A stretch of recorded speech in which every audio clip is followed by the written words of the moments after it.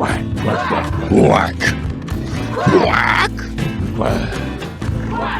quack, quack. Woof. 12 and 0. I am your host, Adam Chimeo. And I'm Aaron Schroeder. That's right. This is the Quack 12 podcast, the most unofficial Oregon Ducks podcast on the web footosphere. And Aaron, I've been watching some basketball, not Duck basketball, so it's not the same. You know, my heart isn't in it. I don't have it all on the line. Right. Every damn pass, every damn missed three-pointer. No, I'm not dying a little bit when I see that happen because it's not them Ducks. But I've been watching some basketball, yeah. It's because you're already dead. Because it's not them Ducks. It's deep. Adam, I haven't seen a thing. I know one thing, but that's only because Google slammed it right in front of my face. What's that? What's Google doing now? Kansas takes it all. Kansas takes it all. Dem Jayhawks. I do like the Jayhawks. I don't know why. It's probably because I have that memory of our wonderful, wonderful team from back in the day that made that Final Four run. We smoked Kansas. And it was like at Kansas. And it was we were the underdogs. Jordan Bell just blocked every damn thing. And it was a really good memory of mine. So I was kind of fine with the Jayhawks winning it over the memory of UNC, who beat us in that very same run in the Final Four because we didn't box out. The very same Jordan Bell didn't box out.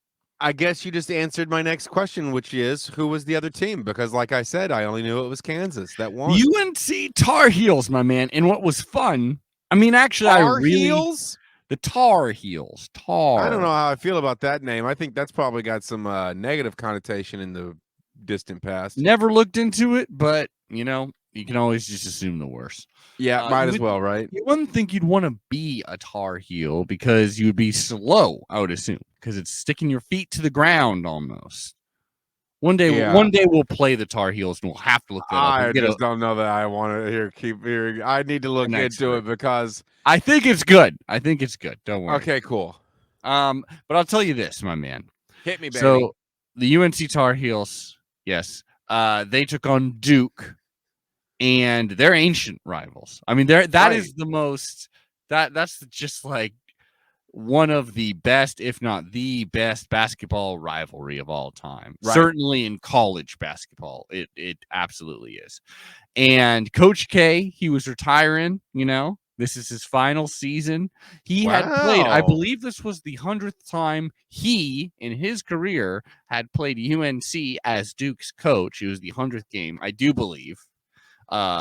Duke had won 50. North Carolina had 149. And North Carolina made it 50 that day. It was a great game, honestly. And you know, I'm not super familiar with their team, but it was actually really fun to watch that Duke. I just really loved watching Duke lose because I really hate Duke. I don't know why. Something about Coach K just rubs me the wrong way. I mean, most of America, if you're a true American, you also hate Duke. You know what I'm saying?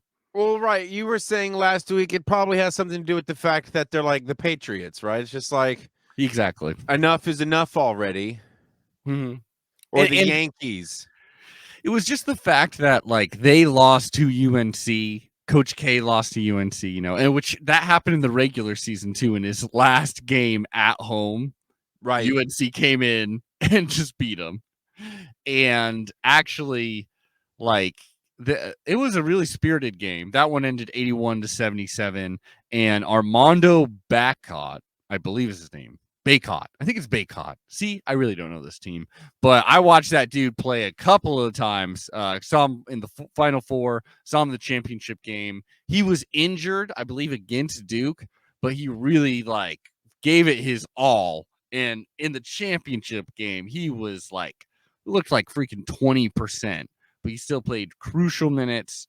Was such a close game. UNC at one point, I think they had like a 16-point lead. Yeah, because Jayhawks coming back, is now the largest comeback victory in the championship game history. That's what the headline was basically leading me to believe is that it was a wicked comeback. Yeah, no, it was a good game. It's like I wasn't rooting for UNC, but you root for individual players Sure. on UNC, and yeah, they were fun to watch. RJ Davis is really good too. Jayhawks were a little bit better. Power to them. They rallied back too. It's fun to watch. But none of this is about the freaking Oregon Ducks because they didn't get very far in the tournament. As in, they didn't even make the tournament, and then they played in the goddamn NIT, and they lost pretty quickly in that. Yeah, that's the part I wanted to break into because I think it's still so funny. And the women's basketball team, they did make it to the tournament, and then they lost to the first team that they played, who lost in their next game. I mean, they're better than that. That's bad. I mean, which is worse? A shitty team losing shittily, or a team that should be good looking like it'll be good and then losing immediately? I don't know.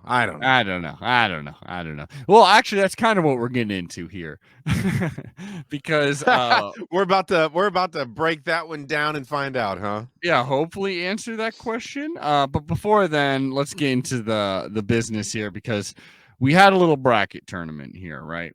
We had a little bracket. So just want to shout out to the winners. First of all, I believe this is someone who has won this very contest in the past. Their name is Sandy Sandwich this go around, but I am very sure this person, Cassandra, a teacher in California, she's won it before and she's won it again. Wow. So we're definitely gonna get a prize out for you because you did fantastic, Cassandra. You're getting a waffle dinner tonight. That's right. So they did first place, all right, in the men's tournament. And in the women's tournament, we're so damn close to getting first place in that too. Wow. They ended up getting third in women's, but still an amazing rallying cry there. First place in women's was TM Ducks 1. This is a new member of the ranks. They had South Carolina winning it all, which was a very good call. If I wasn't, I mean, this is not a brag, but if I wasn't such a huge Oregon homer, I definitely would have had South Carolina winning it all. Oh, yeah, me too. Totally, for sure. Shut up. Because, I mean, they looked like the best team, and they whooped on UConn. They freaking whooped on you. Their first loss in a championship game is what they handed the UConn Huskies. Legendary program. It was a good game, but yeah, so congratulations, TM Ducks. Second place, you also get some prizes. Christinky, who, hey, has won, I believe, twice in the past. Yeah, always winner. In the top 3 for sure. Absolutely. Almost won it this time, but she got second place by the thinnest of margins. She had Stanford winning it all. Very close. Oh. Got to the Final Four, but no cigar. And then in the men's tournament, that is right. Bose Jackson. Wow. Bose Jackson, a friend of the podcast, a dear friend of mine. He's won it, so we're gonna get a fun little gift for him, some kind of duck related thing or something like that. Who knows? Who knows if it'll ever get? Well, let's get into the important actual part, which is, where did I end up? Okay, I knew we were getting there. Surprisingly, well, first let's get to where I got, because it's more embarrassing. Right. Out of all the ones we had here, I ended up in 14th place. Yikes. With my prediction of Arizona winning it all in the men's tournament. Wrong. Looking pretty stupid. Pretty stupid. However. And you're a sports host, right? So are you. Are you not? No, I never have claimed that. I guess you haven't. I guess you never. We literally created an intro to just make sure everyone knew how little I knew about sports. Well, apparently you know a little more than you're showing here, because my dear boy, you got up to 4th place actually with your prediction of Baylor winning it all, which was not a good prediction. However, if you would have changed that, you would have done pretty well, because you had Kansas. Yeah, you had Kansas in the game, so you had someone going really late. And I don't know. Other than that, you didn't do awesome, but you were a Texas homer, I do remember, and a Pac-12 hater. But yeah, so congratulations to you. You definitely kicked my butt there in the official Quack 12. I mean, 4th place. Hey, that's good. You don't get a medal. I'm better at picking football games than you. Mm-hmm. And it seems as though I'm better at picking basketball games than you. Men's basketball, or lest we forget, the women's tournament, which we had a real competition. I made a bracket, you made a bracket, and we tried to decide who got better there. Got to pick the movie, the Patreon special edition movie that we covered, which is coming out any week now. We'll let you know. It should be a really fun one. We are covering Without Limits. Is that what it's called? I already forgot. The Prefontaine movie with Billy Crudup. We all know it. We all love it. It's been a long time since I've seen it. Aaron hasn't seen it, and we're going to do a deep dive on that film on our Patreon. But that is because I got to pick it because I did better than you in the women's. That's right. I guess I just threw it out of my mind because I didn't want to remember. I didn't do very well, but you did especially bad, and we both had Oregon winning it all, so neither of us did great. I was about to say, I was like, I wonder why I picked Baylor to win it all in the men's, but that's obviously because Oregon wasn't there, because otherwise I would have just picked Oregon. Well, also you were visiting around the Waco area. No, not even close. 4 hours away. Well, somewhat close then, right? 4 hours I was in the same state. It was on your mind. You had Waco on your mind. You're Waco wacko. Georgia. Waco. Well, there you go. So that's fun, I guess. I won in some regard, but I think you won the war. I'll tell you this much, brother. Mm-hmm. You're better than me. All right. So there you go. Aw. That's nice. Aaron, we got some business to talk about. Uh-oh. Where you want to go? You want to go men's or women's? Let's just shut this down. Let's rip the Band-Aid off. How many more players have left the women's team? Well, first of all, before we get into that, Quacksball. Quacksball. Quacksball.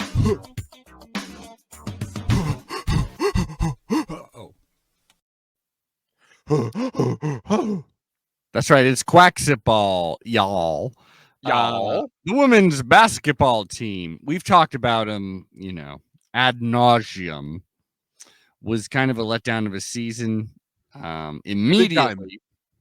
Immediately after the announcement that Nyara Sabally was going to the pros, which we are pro Ducks going pro on. We're all about that.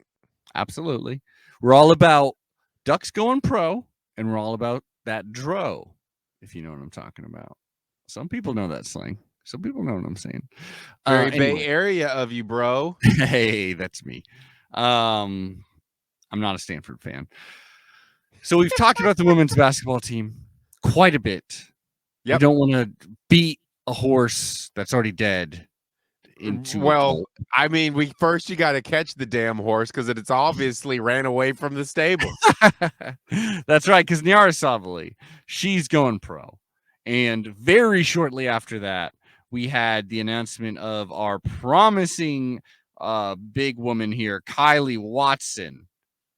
She elected to transfer out of the program. Of course. Maddie Shear, who many suspected she would do so, specifically because Micah Pittman had transferred to Florida State. She's going to Florida State, I do believe. Right. And then, I remember this. So that was probably in the works. Yeah. And then another starter, Sydney Parrish, who's had some great games under her belt. She's also transferring out. So that is 2 starters. Well, we've known all those for a week. No one else since then. Has transferred out. The Band-Aid stays on. That is great. Not only that, someone actually transferred in. What?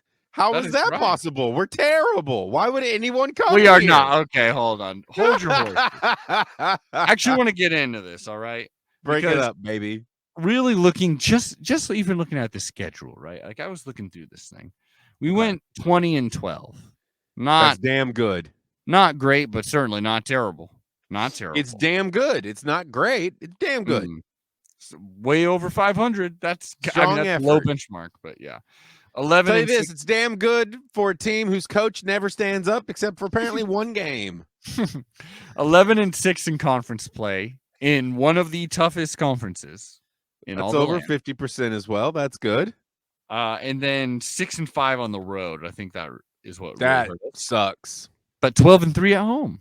Hey now. Now, okay. Now I want to get into this though. Yeah. There's a couple things I wanted to say here real quick. Okay, hit me. Looking at some of the teams we struggled against, some of them are like, well, that's ridiculous. We shouldn't have dropped that one no matter who was hurt. But if you remember, I mean, we had Niara Sabali was injured for a time. Tina Pau was injured for a time. Sonora Prince was injured for a time. True. Quite a bit. Yeah, like there was injuries going around.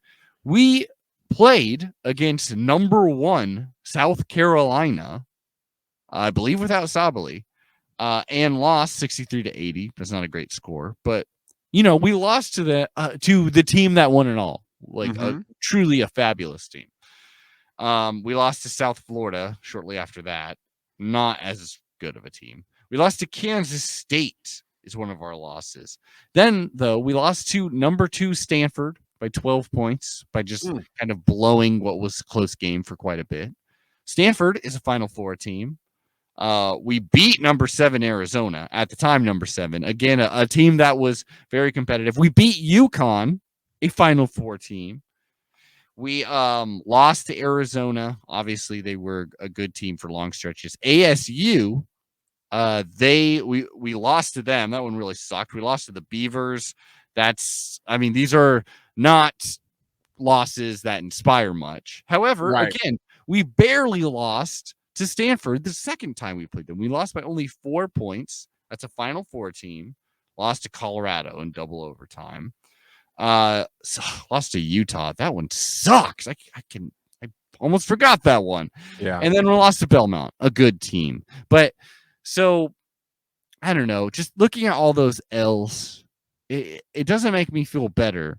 But how competitive we were against truly some of the best teams in the country did remind me of the talent we had, and also some frustrating moments unfortunately from like Maddie Shear, who's a great defender, but was not always there, like, as far as like really playing like dishing out the ball, being like kind of a commander on the court, or like actually scoring points. Sydney Parrish was really up and down. And technically Kylie Watson wasn't a starter. So it did make me feel a little bit better after a while, just knowing that actually, so Taya Hansen played for Arizona State. She didn't play. She played quite a few games. Didn't average too many points, but she is a guard. She is coming in. So we do have a transfer coming in. That's one thing about this portal. I would be a little concerned if she was a starter, because we're going to put a lot more effort into our upcoming class right now, which we talked about this last week, so I won't go too deep into it. But we got like Chance Gray and specifically Grace Van Sluten are 2 5-stars that we're putting a lot of our eggs in that basket there. Because, well, Grace Van Sluten is 6'3". She's the 13th best player in the class. And Chance Gray actually is the 2nd highest ranked recruit in Oregon Duck women's basketball history. Who do you think is the first ranked of all time? If you were to guess. Sabrina Ionescu. Boom, you got it. So this is the highest rated player we've ever gotten outside of the GOAT of the program. She's also like ESPN's 7th overall ranked player and the number 2 at the guard spot. And then behind that, 2 talented 4-stars as well, or promising, I should say. Jenna Isai, I believe is how you say it. She's from Surprise, Arizona, 5'11". And then Kennedy Basham.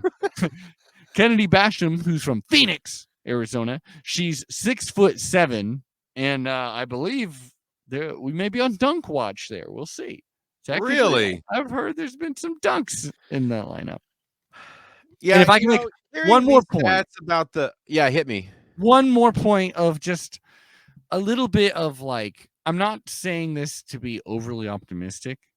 I'm just saying if there is a path for us to be like, holy cow, this is a huge bounce back.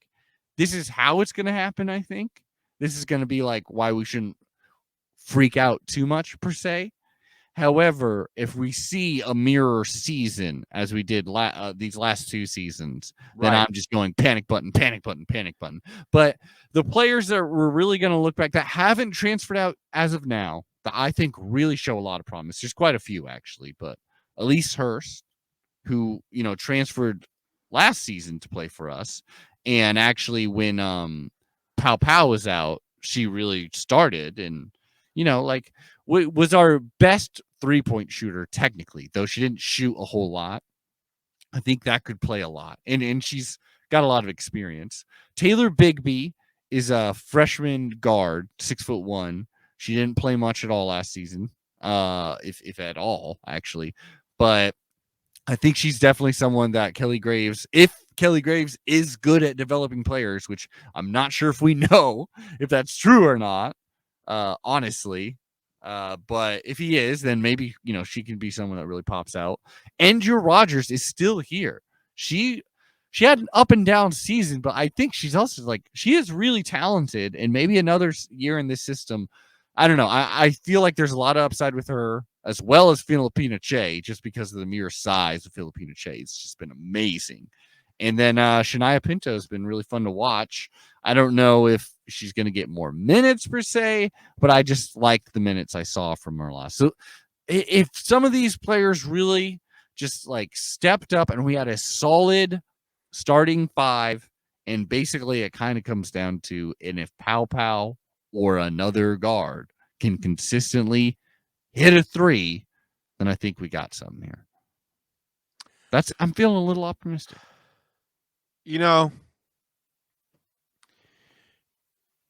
I can't any longer put any eggs in the 3-point basket. I need to see improvement across the board. And also, I don't know. It sounds like it seems fine.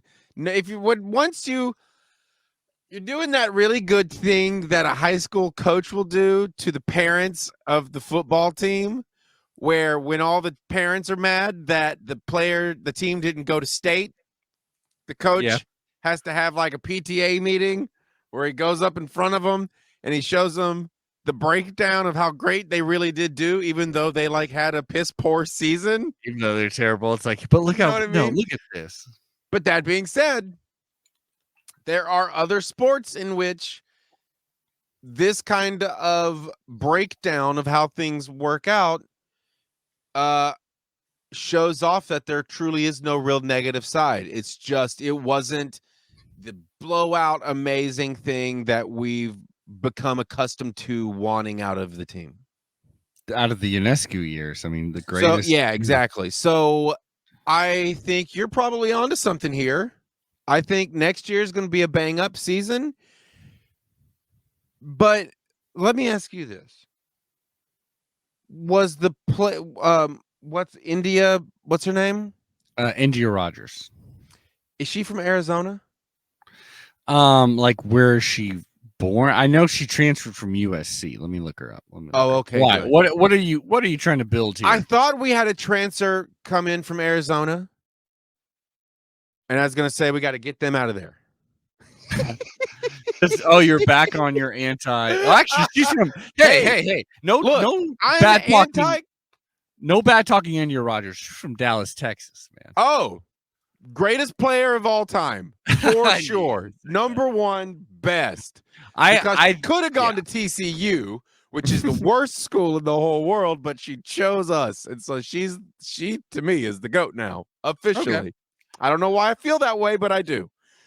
As of right now, the starting 5 that gives me I think we got something there. I like to think of, obviously we got Pow Pow out there. Pow Pow's got to be that scoring threat. You would hope. But is she? Dude, that's what we're hoping. Right. There's been flashes. We have seen flashes. Right. And Dia Rogers. Okay. I'm liking that. Obviously, we got Sedona Prince out there. She's returning. She's starting every damn game.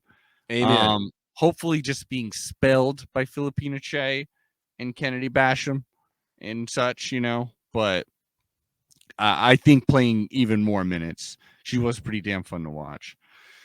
Then we get, me personally, I would love to see Shania Pinto out on the floor more regularly even. I personally would like that a lot. I thought there was a lot of promise. And then hopefully a talented freshman out there. Either a talented freshman or Elise Hurst. At least Elise Hurst. I don't know. There's something there. There's some talent. We'll see what happens. I'm starting to get optimistic again. Then again, if you I'm burn all me in the again, weeds. Kelly I have Graves, the season's over and the clairvoyance has disappeared completely. I have no clue what's going on. Probably won't know until August. probably won't know mid-season even. That's Real. for damn sure, brother. Oh boy. Well, speaking of not knowing what's going on, Aaron, I do believe we have a sponsor. These commercials have been kind of getting weirder and weirder, if I'm being real. So are these sponsors. Well, whenever you have an eclectic show like this, you kind of have to allow anyone and everyone to have a chance at promoting whatever product it is they want to promote. Whoever pays us. Whoever pays us gets played by us. All right. Well, let's cut right into that, shall we?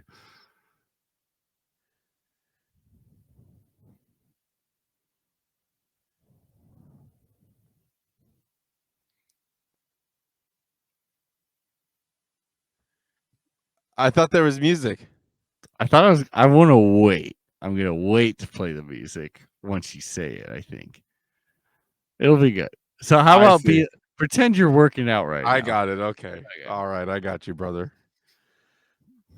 I have to mime it. Yeah. You may want to jot this time down. Yeah, for sure. Ow,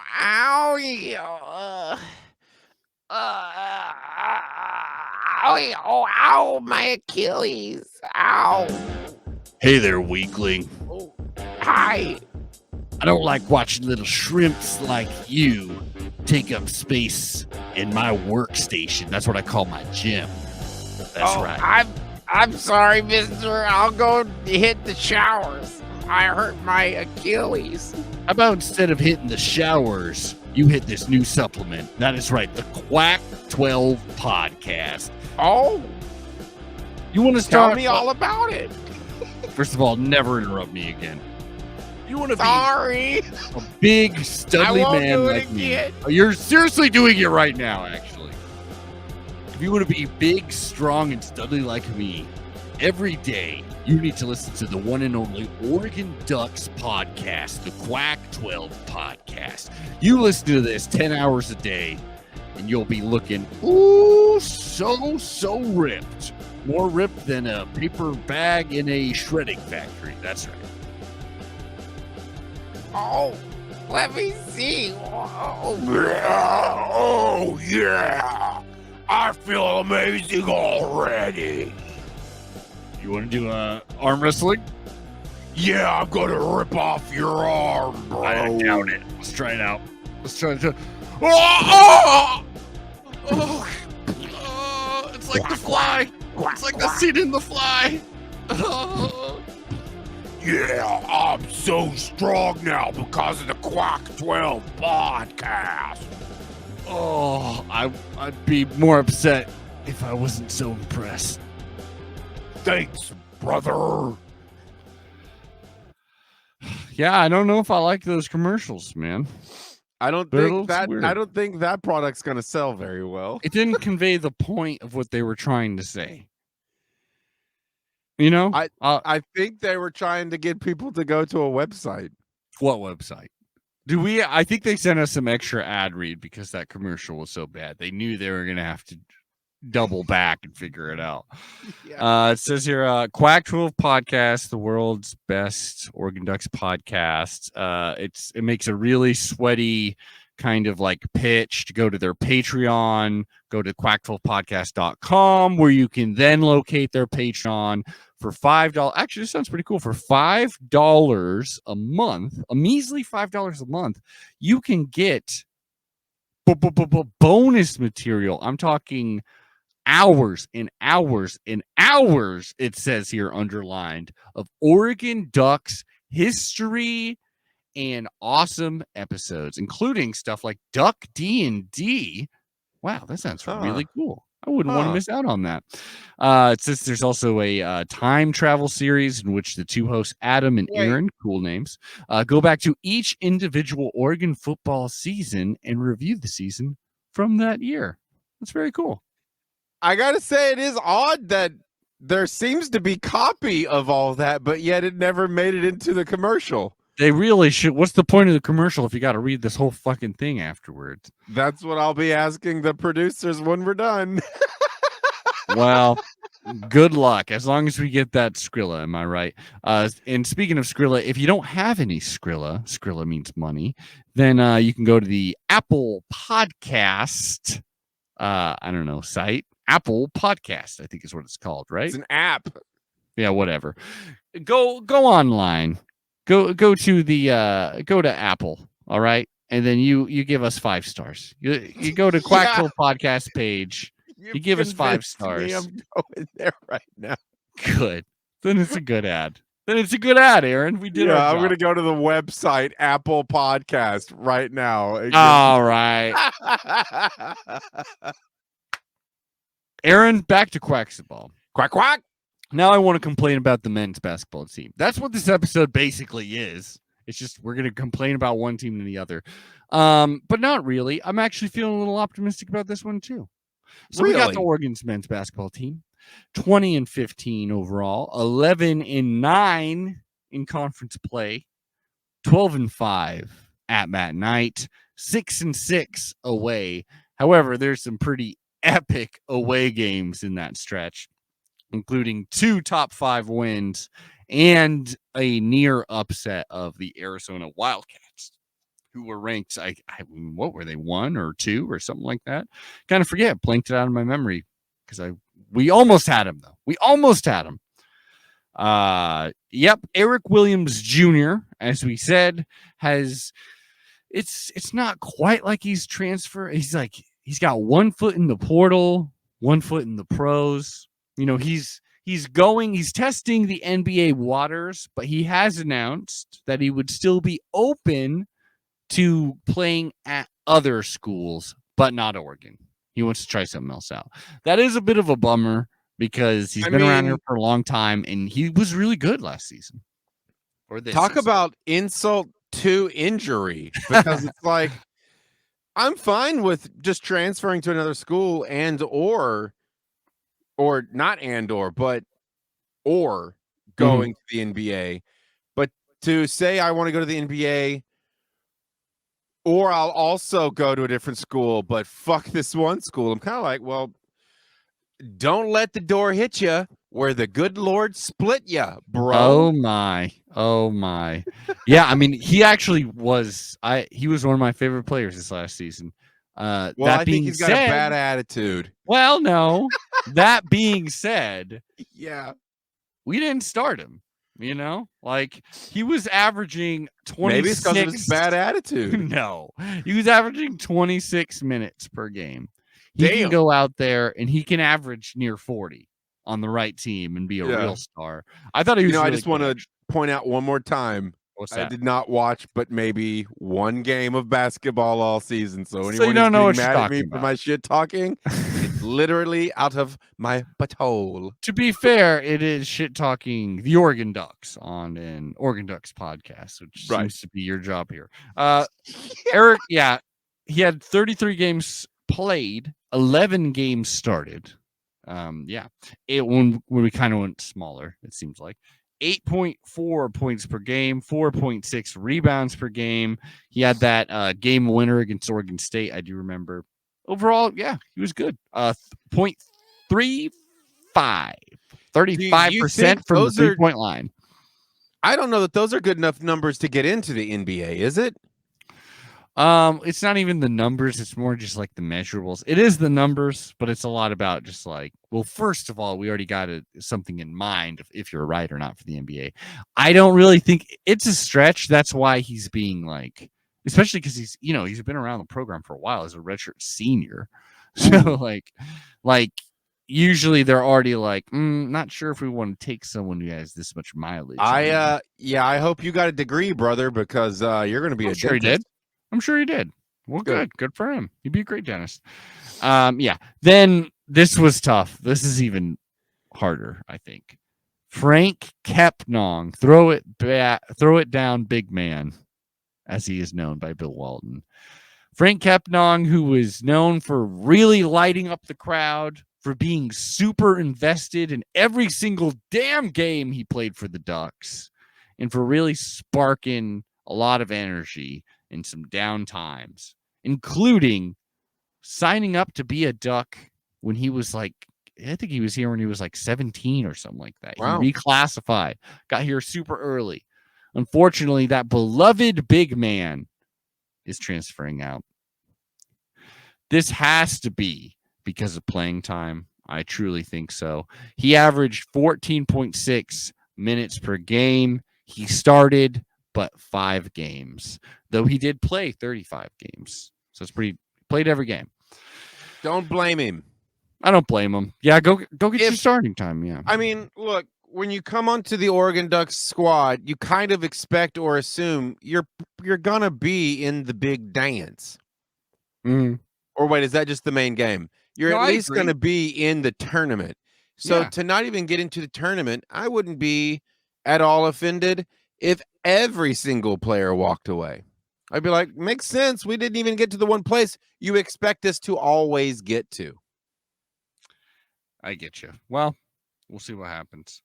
Yeah, it's a bummer that he's gone. However, fortunately, the clear more talented person who plays his position, who's much more injured oftentimes, N'Faly Dante, he should be sticking around, it appears. They would really stink if he left.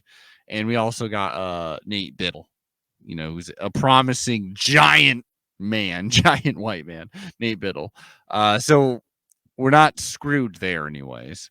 And as far as recruits are concerned, we got a 7-footer coming in. And this could be partially the reason why he's, transferring out. Because it's like, if you got N'Faly Dante and Nate Biddle and Khalil Ware, forgive me if I'm mispronouncing his name. Probably Khalil? I think it's Khalil. I don't know.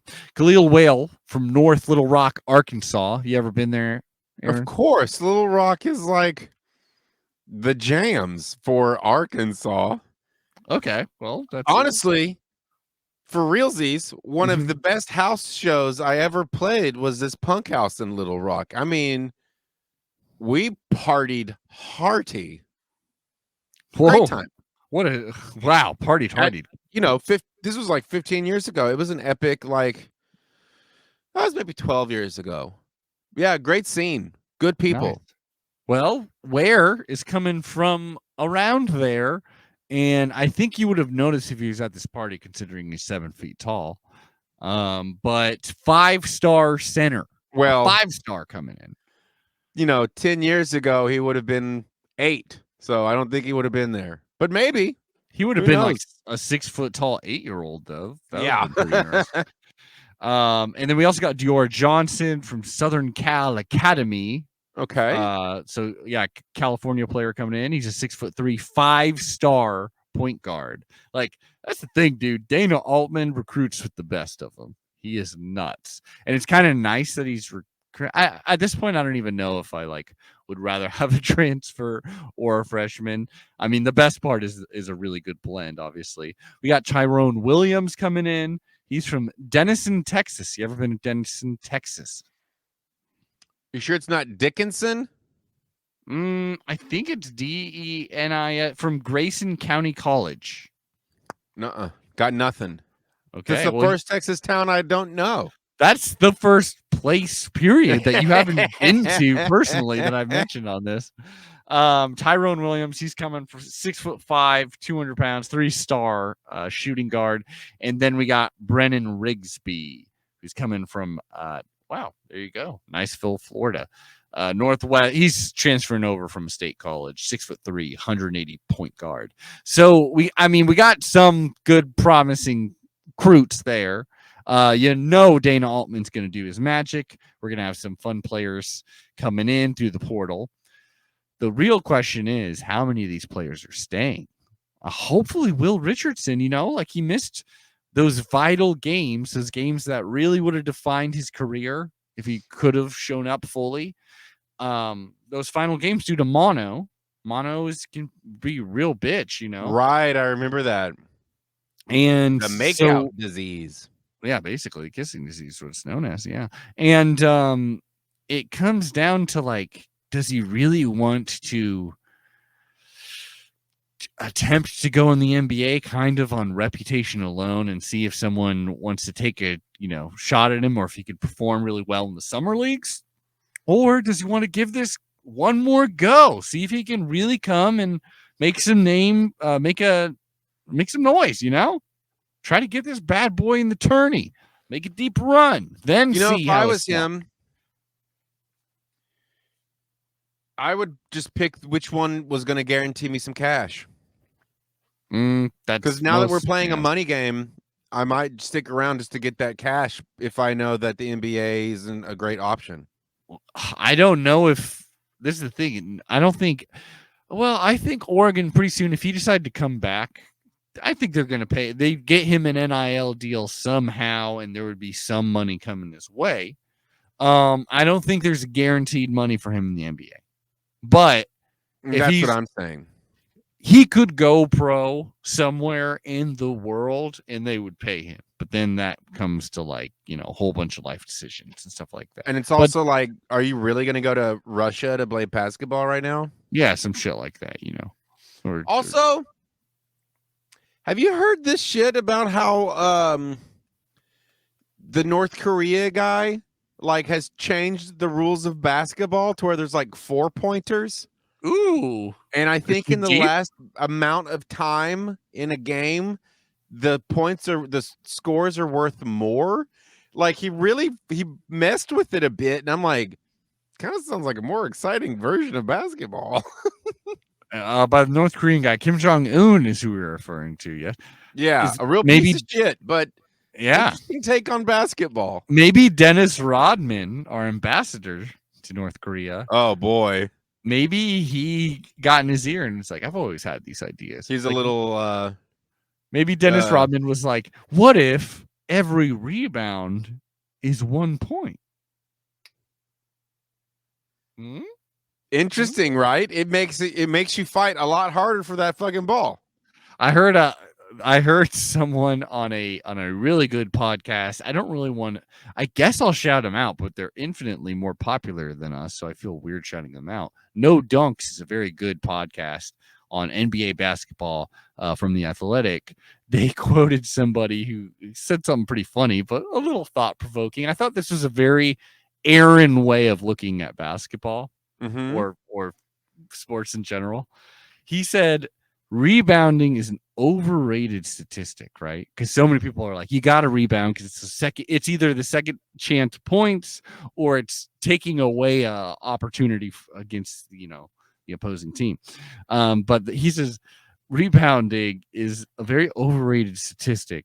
Just means some team is missing a whole bunch of it just means some team is missing shots. Right. That's it. You're either hitting the shots or you're not. There's no right. Doesn't get more complicated than that. Point per minute, baby. Yeah, exactly. I mean, come on. Get your shit in the game. 1 point per minute. That can't be hard. Especially when some goals are worth 3 points. So if you get 1 3-pointer, you can rest easy for 2 minutes and 59 seconds. You're saying every player averages 1 point per minute. Every player should be aiming to making 1 point per minute, because in 1 minute, it has gone back and forth across the fucking court Aaron, 5 times. Aaron, in a women's basketball game, that would mean if you had the same 5 starters out there, or it doesn't even matter the starters, that means you would be leaving that court scoring 200 points. Amen. So That's what you should be going after. Coaching philosophy for Aaron. It is everyone needs to score 1 point per minute, no matter how it happens. This is your solemn duty. And then part 2, do not focus on the rebounds. The rebounds do not matter. It's all about scoring. Especially if you're making 1 point per minute. Okay. So Also, defense is out the window, kind of. Also, I'll tell you this much. I firmly believe this. Mhm. Use the backboard. For every Use shot? that thing. Every shot? It stops the ball and makes it fall in. You should be shooting at a square, not a circle. You know what I'm saying? So in 3-point shooting practice, you're saying if you don't hit that backboard, then your ass is pulled from the game. Like you're like, no, I'm you're saying hitting. Aim it. I'm saying aim for it. Utilize it. Don't try to be Mr. like nothing but net. Pointless. Use the backboard. It was put there for a reason. They haven't gotten rid of it yet, have they? So why not use it? Just saying. Dude, I would love to get our hands on some kids basketball team. Don't take that out of context, listeners. If you could coach some kids basketball team and we could really put these theories to the test, come in there confidently, like a Gene Hackman type, coming in there confidently. But I don't know. Well, they were high school. No, was that a high school team or was that a college team? I think the Hoosiers in the movie, the Hoosiers, that's a high school team. Yeah, there's just no way you can do it with like small children. I'm literally talking about fully developed players in college and or NBA. Like, there's no reason why they shouldn't have been running drills from the age of 5 to the age of 17 every day, focusing on running down the court, making a basket every minute. Okay, well, and honestly, if you're gonna do a point per minute, then you've just got to make one goal minimum every 2 minutes. That doesn't seem that difficult. Well, okay, It's just me. Go. I mean, I'd done it. Well, that's how I came up with the theory, because we won the game because I did it. All right, you've lost me. I'm lying. I've never done it. Well, I just want to shout out. Possible. It took me too long to get to this point, but this whole episode is really for a listener, or I should say Twitter follower at Robbie FZ450, aka YFC450 Duck, because last week when I asked for questions, he hit us up with this. Ooh. Which was just, with what you know for the big 3, women's basketball, men's basketball, college football, what do you think next year's outcomes will be? Not knowing is the fun part of the question, Rob. I mean, I wanted to kind of set up the women's basketball, the men's basketball, how I think they're doing. I think both make the tournament. I unfortunately think that the women's side, the problems, the offensive problems are still not ironed out. I think their defense will take a slight step back. It'll still be very good, but not elite like it basically was this season. And I think their offense may take a slight step forward, but not enough forward. And I think Kelly Graves is going to be on the real freaking hot seat, unfortunately. For the men's team, I don't know. We got to wait and see how many players are staying, really. But Dane Altman's Dane Altman. I still got faith in him. I think he'll at least make the tournament. I don't know if we're making it into the Sweet 16 even, but I think he'll at least make the tournament. And I think we'll be competitive in Pac-12 play. I don't think we're going to win it next season, but I think we'll be more competitive. Because we just don't have the personnel on the court to win it all? Well, just because the chemistry and the personnel, we technically have like the talent next year, depending on who stays. But we may have the talent next year to like compete and to really do it if we find that chemistry. And usually, Dane Altman, that's what his superpower is. So that'll be interesting. Yeah, so, I don't know. It's too tough to call because the key ingredient here really is chemistry, right? It's about a team playing as a team, not as a group of players. Yeah. And you can never ever presume one way or the other when people are leaving and or coming. Yeah. Honestly. What about, did you bring up football? What do you think about football? Well, let's get into football. I wanted to pepper this in because we still got some football to cover because we got the spring game coming up on the 23rd of this month. That is right. I will be there in person, 1 p.m. at Autzen Stadium. Just, it's just a practice, really, but it's a spring game. It's fun. It'll be cool. Now, Aaron, we got some practice reports coming out from Dan Lanning himself. Well, he's there. He's not writing these things. I hear he's a fan. So, as far as injuries are concerned, because I think that's what you really get from a lot of these.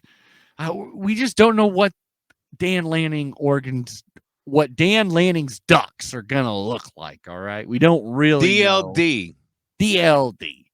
We don't know what the DLD will be until we see in action. And I'm not talking about a spring game. I'm talking about against a real ass team, which we're going to play some real ass teams real quick next season.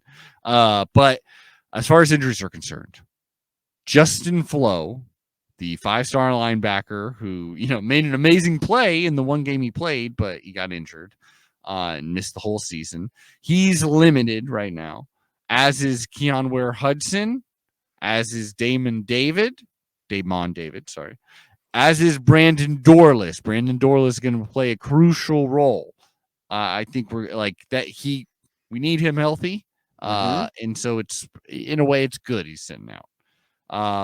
Still limited is Cam McCormick, the always limited Cam McCormick. He's an amazing player. We love him, but yes, he is injured quite a bit. Michael Wooten, hasn't played much at all yet, just got here, but he's injured. Bram Walton is injured. Jackson Powers Johnson, who's still toying around, it seems like, on the offensive line, especially since Jonathan Dennis, an older offensive lineman, has transferred out of the program purely due to play time, clearly. So it seems like Jackson Powers Johnson, he's doing both, but it seems like he's going to be more offensive lineman, possibly. And right now, he's limited, as is Alex Forsyth, though it was promised, because Alex Forsyth has been injured for a lot of last season and a whole lot of this offseason, very much injured. However, he has been seen working out. He has been seen doing more and more, so that's good. Patrick Herbert was not limited. Patrick Herbert seems to be full go, knock on wood. So we could be having this. What does he do again? Tight end? Tight end. He's a big boy. Yeah, I'd love to see Herbert out there. He's been injured for so long. Huh. I kind of forgot he existed. Well, I don't blame you. I mean, you know what? He's my favorite of the Herbert brothers. I'll tell you that much right now. Oh, wow. There's so many to choose from. So many famous. I mean, they're all great football players. Tell you that. Probably not all of them. So I don't know. That's all I really know. Hithoday's been writing some really good stuff, actually. I want to shout this out on Addicted to Quack, all about Dillingham's offense. That has been a really good read. Not to, break it all down. We'll have him on the show sometime soon. But I will say something that caught my eye is that he's saying the offense, in theory, won't be too different from what Moorhead was attempting to run, what he was getting established here. Though it does seem like we will be kind of rewarding the tight end a little bit more in some of those RPOs, actually throwing to him, throwing maybe more likely to throw downfield, more of a passing attack, but still it sounds pretty similar. Maybe some more 2-back sets, so 2 running backs out there.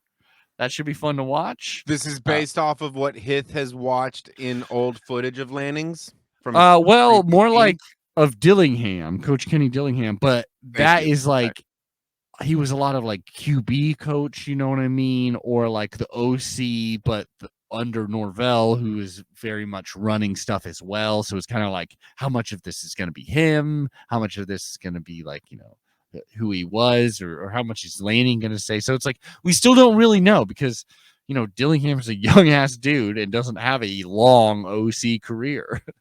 But so things are becoming a little more bright, or a little more obvious there, I guess. Things aren't going to change wholesale.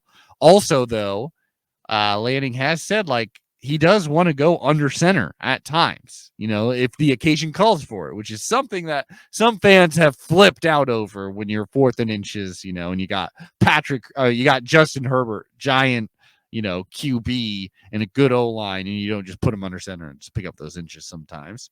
So that'll be interesting, I guess, And I should say this, Ty Thompson, as of now, in what the media has seen, which is very limited, is starting. Ty Thompson has taken the starting reps. Bo Nix has basically just gotten there, so it doesn't make sense. Right. However, Bo Nix did transfer there and was a starter at an SEC school. So we'll see what happens. And he's familiar with Dillingham, probably more than Thompson is. But hopefully Ty Thompson is just fully emerging, and we got a good backup or a decent backup in Nix and a really good, promising quarterback of the future. It would be the best case scenario. It could also very well be they already know what to expect out of Nix. They need to see what they should be able to expect out of Thompson, and then we'll find out. Sure. And maybe they're like, well, if we make Thompson think he's going to have a little bit more of a shot, maybe we won't transfer right away. And we know Nix isn't going anywhere. He just got here. I don't know. I will say the only thing I hope for next season is that our second string is as strong, or by a bare minimum, not as strong as first string. Because I'm going to say it right now, I predict injuries. Yes. That's a safe prediction in a football least season. 8. Oh no. We're gonna look hobbled by week 5. God, I hope it's not all at the same fucking position like last season. Yeah. That's what I'm saying.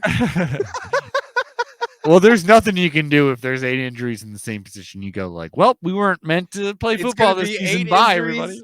It's gonna be 8 injuries in one game, and it's just gonna be terrible. 8 injuries because it'll be against UCLA. Shut up. There it is. Well, that's an interesting call. That's all I got to say. Aaron, I just want to go over their schedule really quick, which is, just a reminder of what we're getting into. As always. Let's see if we even play UCLA in week 5. Oh, week 5? No, we don't. I'll tell you. Well, then prediction is dead. Oh, yay! We're good. We're safe. I'll tell you, we'll end on this. Just a quick reflection of what could be, So we are starting the season in one of our toughest challenges we've ever had in the school's history, I'd say. One of the toughest ways to start off a season. Week 1, going against a national championship winner in Georgia. That is right. Because not only do we play Georgia, they have the audacity to call this a neutral site game. The goddamn game is in Atlanta. I'm pretty sure at the fucking Mercedes-Benz Stadium, the same stadium that they just won a national championship in. That's pretty cool. Yeah. I mean, it is cool for us. It is a good, hey, look at us. And even if you're competitive, that's good. But it's just dude, it's a tall order. That's just they're playing in Atlanta and they're Georgia and they just won the freaking national championship game. That environment is going to be crazy. What airport does the team fly out of to get there? Portland? Oregon? I'm sure. Yeah. Well, actually, I mean, there's an airport in Eugene, my man. But no way does it have nonstop flights from Eugene to Atlanta, Georgia. That's a long flight. It's called a private plane, my brother. Oh, flex. Well, welcome to Phil Knight, buddy. Yeah. Okay. Experience. So all I'm saying, yeah, next season is like, I mean, this is what I was saying for a year straight, talking about the Ohio State horseshoe game, and look how that ended.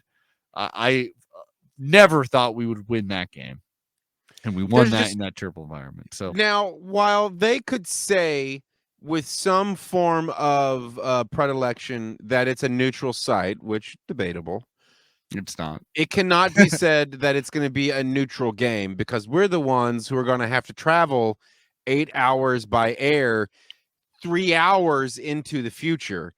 I I guess we'll be hopefully back on some kind of normal sleep schedule by the time we get back. Where's week 2 happen, and in what time zone? Okay, well, I'm gonna rip through this. We're not taking too much time on this, but I'll say this. So then we're in Eugene for the next two games. Next two games. 1 week later after that Georgia game, we're playing against Eastern Washington University, a team we have some history with, because when we played, when we got Vernon Adams Jr. from Eastern Washington, first game we played was against Eastern Washington, and they didn't like it. They took a cheap shot at their old QB, aka our new QB, and they broke his freaking finger on his throwing hand. So that was a fun start to the season. So that'll be interesting. But I mean, we are heavily favored. We were going to burn down everything if we lose that game. That would be embarrassing as hell. Then we got BYU. BYU was a Pac-12 killer last season. They killed every Pac-12 team, and they've also, like, their last 2 seasons, you know, they haven't been elite, but like technically, like on paper, they have been elite. They've been like near title. They've been near playoff contenders, surprisingly. And then I'm going to really quickly read off what we're going to go through in Pac-12 play. We got at Wazoo. Yikes, that's scary. New coach. You know, this is like first in season not being an interim coach, but yeah, at Wazoo, that's going to be tough. Versus Stanford. So we're home there. Then we got at Arizona, who suddenly has a good recruiting class. Weird. Oh boy, sorry about that. Versus UCLA. Was me sneezing some kind of bad omen? I don't know. You said we were going to lose to UCLA in the 4th game. 4th game of the, well, that's the 7th game. Remember, I said those 3 other games. Georgia, Eastern Washington, BYU, Wazoo, Stanford, Arizona, then UCLA. UCLA, that's at home, as we said. Hopefully, Coda can help us beat them. That's what I'm hoping. He transferred over to us. Promising receiver. Then we got at Cal, at Colorado. We've got versus UW. Versus Utah. Hopefully we can beat this freaking Utah team. Oh my God, that was embarrassing. Last 2 games against them. And then obviously we got the Platypus Trophy ceremony. Platypus Classic. Platypus Classic at OSU. Our bye week is between Arizona and UCLA. I don't know how that's really going to end. I really want to be competitive in the Pac-12 North. I'll say that much. We don't have to win it this year, but who else is going to freaking win it in this conference? Come on, let's win the Pac-12 North. Why would it be anyone else? And then because we got the best talent still, even with a new coach. And I would just love if we could. I would love for us to make a bowl game. We practically have to make a bowl game. Is how I feel. It'd be nice to be competitive in the Pac-12 North. I don't think we're going to beat Georgia. That's all right. It's even all right if we lose 2 non-conference games. Hey, that's all right. But overall, I'd like to get 9 wins. I would still feel like, hey, it's his first season. That's very good. That's awesome. 9 wins. You kidding me?